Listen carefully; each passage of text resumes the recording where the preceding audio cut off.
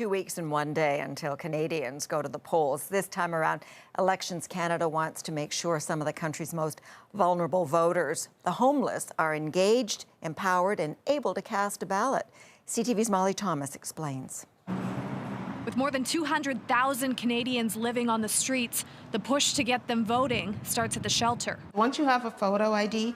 Elections Canada is targeting vulnerable groups, often left out of the political conversation. Policies will be made, laws will be passed that will impact them, so they certainly have a right, just like everybody else, to vote. In 2011, more than 100,000 Canadians vouched for someone without ID or a permanent address. That option disappeared in 2015 under the Conservatives, but the Liberals brought it back. People that regularly rely on church meal programs like this one can also ask for a letter confirming they live in the area.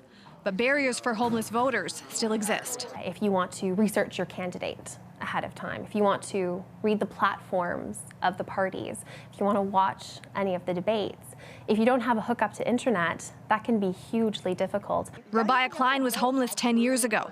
She says arranging group rides to the polling stations would help. A lot of times it's transportation. People physically can't get there, or mentally they're having trouble. They don't want to go by themselves. Elections Canada will also have mobile polls. These roaming stations are generally used in hospitals or elderly care homes, but they will be deployed to certain shelters too. Perhaps the biggest challenge will be convincing people here that their vote matters. I haven't voted once and I'm 60 years old.